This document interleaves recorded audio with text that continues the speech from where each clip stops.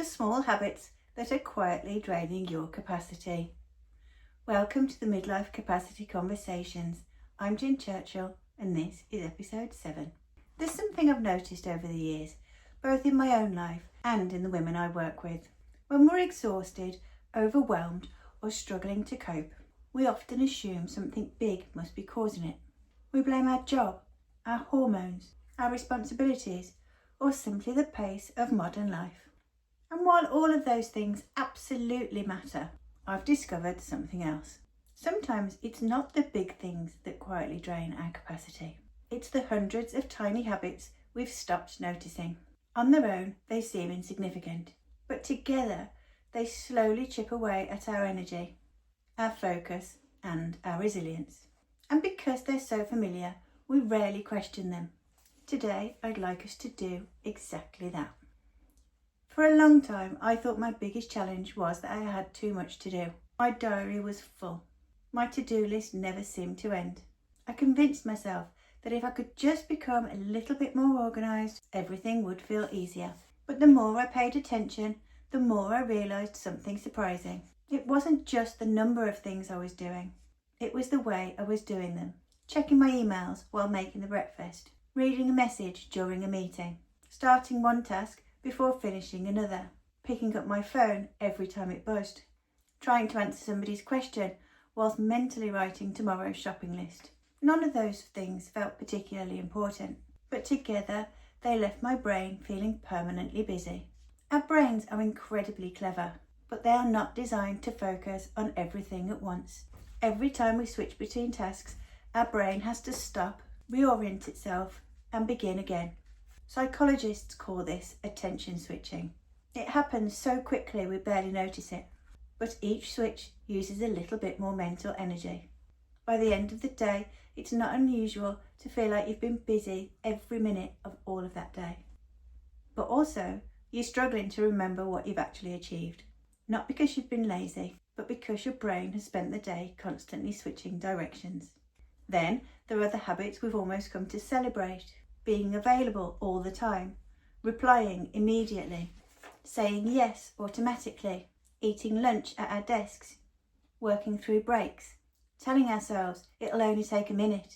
The problem is, a minute here, 5 minutes there, one extra favour, one more email, one more decision. They don't stay small, they accumulate, and your brain has to carry every single one of them. One of the things we've talked about throughout this series is, of course, capacity. Not time, not productivity, capacity. Because two women can have exactly the same number of hours in a day, yet experience those hours completely differently. One finishes the day feeling satisfied, the other finishes feeling depleted. Often, the difference isn't how much they did, it's how much unnecessary load they were carrying while they were doing it. I wonder how many times you've picked up your phone today. Not because you needed to, simply because it was there. Or how many times you've apologised before speaking. Or checked your emails just in case. Or started tidying one room before remembering something in another. These habits become so automatic we stop seeing them, but your brain never stops paying the price. One of the biggest shifts I made wasn't becoming more productive. It was becoming more intentional. Instead of asking, how can I get more done? I started asking, what actually deserves my attention? They're very different questions, because attention is one of your most valuable resources. Every time you give it away unnecessarily, you reduce the capacity available for the things that matter most. There's another habit I'd like to mention, and this one surprised me. Filling every quiet moment. Standing in a queue, reach for your phone. Waiting for the kettle to boil, check your messages. 5 minutes between meetings, scroll. We've become uncomfortable with stillness. Yet those tiny moments used to be the time when our brain quietly processed information and recovered. Now they're usually filled with even more stimulation. Sometimes the most productive thing your brain can do is absolutely nothing. This week I'd like to invite you to become an observer. Don't try to change anything, just notice. Notice how often you switch tasks. Notice how often you interrupt yourself. Notice how often you say yes before you've even thought about it. Notice how often you feel silence. Not with judgment, with curiosity. because awareness is always the first step towards change. You can't protect your capacity from habits you haven't yet noticed. One of the reasons I created Capacity is because so many women believe they needed to overhaul their entire lives. In reality, it's often the smallest changes that create the biggest shifts.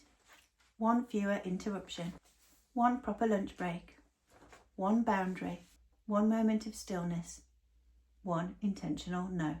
Individually, they seem tiny, but together they begin giving your brain something it desperately needs: silence. Space. If today's conversation has resonated with you, I'd love to invite you to take the Midlife Capacity Assessment. In just a few moments, you'll discover the capacity pattern that's having the biggest impact on your energy, your confidence, and your resilience, along with practical first steps to help you start rebuilding your capacity. You'll find the link in the description below. And if you're enjoying these conversations, I'd love you to subscribe to the channel. In the next episode, we're going to explore something that many women find incredibly difficult: why doing less isn't giving up. Until then, remember this: small habits don't just shape your days, they quietly shape your capacity too.